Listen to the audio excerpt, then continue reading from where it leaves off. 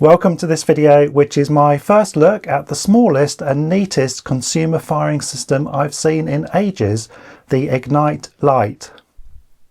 Headline features of this system are 6 Qs, it's app controlled via Bluetooth, PP3 battery powered, but it's not expandable. At the time of making this video, Google is showing 3 retailers in the UK stocking this with a price of £50 to £60, reduced from an RRP of £80. For disclosure, I bought this unit with my own money, and if you're new to my channel, a reminder that I'm a firework enthusiast, not a retailer. So I'm not trying to sell you this product, and there's no affiliate codes or anything like that. Looking inside the box then, we have the unit with a PP3 battery already installed inside, but with a pull-out protective tag, a welcome card with links to the app and some online help, and I also had a pack of 7 1-meter igniters in mine, not shown here. The battery compartment is on the bottom, there's 1 switch and 1 red light. There's 6 sockets on the front to connect your igniters to. It's just 7 cm by 5 cm and 3 cm deep. The reason for its diminutive size is the type of igniter connector which is called a quick plug, something used on the company's bigger 18Q system, which has proven very popular with enthusiasts since its launch. This connector has some good and bad points depending on your point of view. The main advantage is ridiculously easy setup, which basically involves pushing a plug into a socket.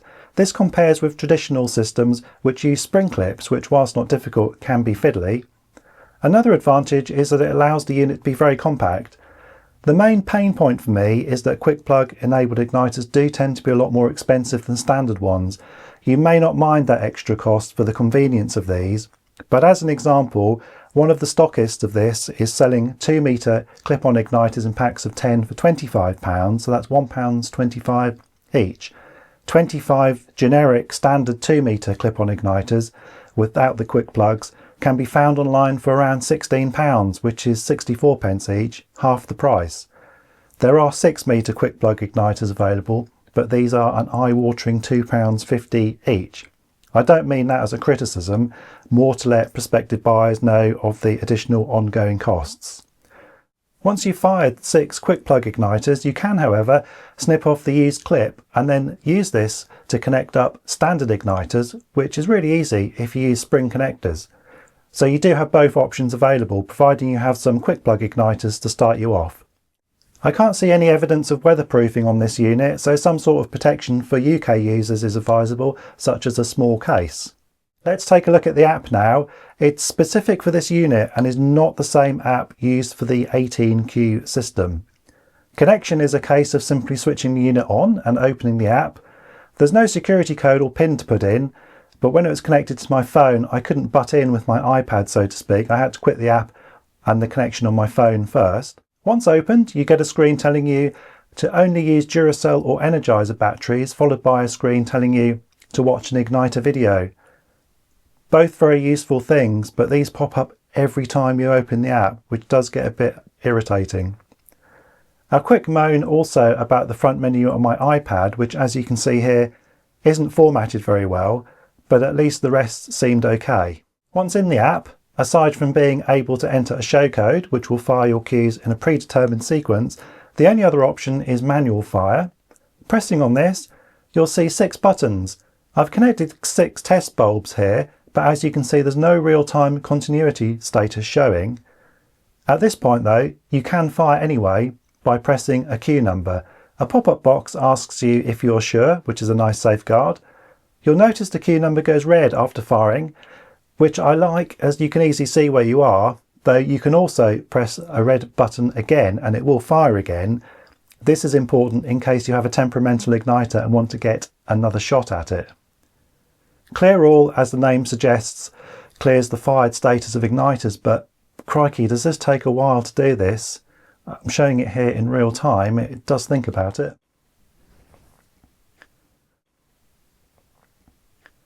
Finally, a check igniters option. After flashing a warning message about premature ignition, it does a continuity test and good igniters go green. Again, this does seem to take a while. Other systems I've used are much quicker than this. The show code is for you to enter a code which will download a preset sequence, This will fire cues at specific times after you started off, enabling a retailer, for example, to sell a pack of up to 6 fireworks plus a code to fire them in sequence. There's also a show designer online. I'm assuming you can therefore design your own show for this unit as you can for the bigger 18Q unit, but this isn't something I'm personally interested in and I've not looked into this, so do check yourself if this is an important feature for you to have. That's it for the app and functionality. Very basic but also very solid and beginner friendly. Okay, let's head out to the garden now for a Hello World test, firing 6 1 metre quick plug igniters one after the other. No problems there. The unit is rated at firing just 1 igniter per cue, but I will be testing out whether it's capable of doing a bit more in another video. Next, let's look at the range of this system. The official blurb says that it has a 100-foot range, which is about 30 metres, so that's great for F3 fireworks with a 25-metre spectator distance and a little bit on top.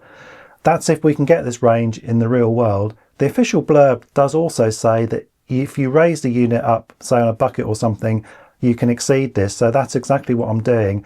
I'm putting it on a large bucket which is 40 centimetres high. Starting with my Android phone, and sorry if I repeat stuff here, but I wanted to ensure that each video section I filmed was clear as to what the setup was, so I knew what was happening when I came to edit the files. Okay, I'm starting at 30 meters with the unit switched on.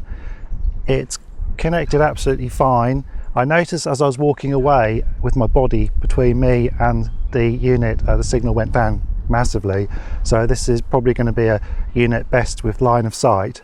But we are firing okay. I've got my helper there waving hands to say that the bulbs are lighting up. Okay, so I'm going to go back. The module signal is already at the minimum. It's stayed there for quite a distance. I'm now at 50 meters, which is the maximum of this tape measure.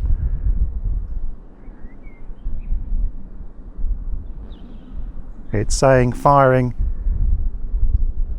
Had a timeout warning coming up on the system, but the second firing is fine. The third firing is fine. Possibly we're at the edge of the range then, because the first one didn't fire. That could have been because I was walking with this, with my body in the way. Okay, at 40 meters, the cue fires instantly. There's no timeout warning. So a good range I'd say is 40 meters. 50 is probably pushing it a bit. Okay. I'm now literally 6 foot away from the unit and the module signal is still showing the absolute minimum 1 bar out of all the bars. So that's probably not a very reliable indicator of range in this particular case. Okay, so I've connected to the module again. This time it's in a case. Going to walk out. The module signal, as before, is showing 1 bar, but it's showing 2 now. So going up to 3 as I'm walking further away. So I'm not entirely sure what that's all about. Okay, so I'm at 40 meters again with the unit in a case. It's saying firing Q1, confirmation. There's a timeout warning again, but it has fired. Trying another one, another cue, and it's fired immediately. So after the initial timeout warning, it is working okay. Again, there's a possibility that as I was walking away and my body was in the way, it kind of lost signal, but it does seem to be back up and running. As a point of interest, I've quit the app and restarted it just to see whether I can still get a connection at this distance, and it's showing connected okay, and it's firing okay with the occasional timeout warning. So 40 meters does work, but maybe now that it's in a case, that has degraded the signal a bit. So I'm going to walk a bit closer. Okay, a little bit closer. I'm at 35 meters. The unit's in a case, and we are now firing absolutely fine with no timeout warning. So with the unit in that particular case, but still raised off the ground, 35 meters is good, 40 is a bit too far. A quick summary of that: my basic Android phone gave me good firing at 40 meters without the system being in a case, and 35 meters with it in a case. Both good results. Beyond that, it did work, but with the occasional timeout delays. A quirk of this particular phone was the signal strength, which spent almost all of its time on the lowest 1 bar, even when it was quite close to the unit, so it doesn't seem to be very accurate. Using an iPad now, which was purchased last year, so it's quite up to date tech-wise, and it was also not in a case. Switching over to my iPad, the iPad app wouldn't connect until I disconnected or quit the app on my phone, my Android phone. However, once I'd quit the app on my phone, the iPad connected immediately. So stressing again, there's no passwords to enter on this. It will connect to any system that's running the app, which is in range on Bluetooth. Okay, I've been having problems with the app saying it is connected and it is firing, but the bulbs weren't showing up. This is possibly connected with switching from my phone to my iPad with Bluetooth connected to one device then another. So I've made sure my phone is definitely not connected. I've quit the app on the iPad and I've reconnected, so we'll try again. Okay, I'm at 40 meters with an iPad not in a case. The unit is in the plastic case and we're getting firing okay. I am getting a timeout signal first and then it's confirming that it's firing okay. So I think 40 is probably just at the end of its range. Okay, at 30 meters now, and similar story as before, it is firing with occasional timeout warning, so it is capable of firing at this distance. It's just sometimes having to think about it, or maybe the signal isn't quite strong enough. Okay, at 25 meters now, iPad not in a case, but the unit's in a case, and same thing again, it is firing, but I am getting occasional timeouts for about 2 or 3 seconds and then it will fire. So it's not entirely a strong connection, but it is working. Okay, I've gone right out to 50 and my iPad is behaving exactly the same. That is to say, it's firing it, it's giving me a timeout warning, but very quickly it's then actually firing the bulb. So it's doing this from 25 meters through to 50, whatever distance it does this. Okay, I'm at 25 meters with the unit not in a case, my iPad not in a case, exactly the same thing. It's firing with a timeout warning, but then very quickly, within a couple of seconds, it is firing the bulb okay. Okay, out at 50 meters now with my iPad not in a case, the unit not in a case, and exactly the same thing. It is firing with a timeout warning, and then firing. That particular time took about 6 seconds to do it. So it will work at 50 meters, but perhaps not a reliable connection. The quirk with my iPad then was the firing timeouts with some cues at any distances, seemingly getting longer delays with greater ranges such as 50 meters, but still doing it even at 25 meters. I don't think I'm overly worried by this. If it takes a second or two to fire, that's fine for a system like this, but it does make pinning down a maximum good range a bit tough in this case.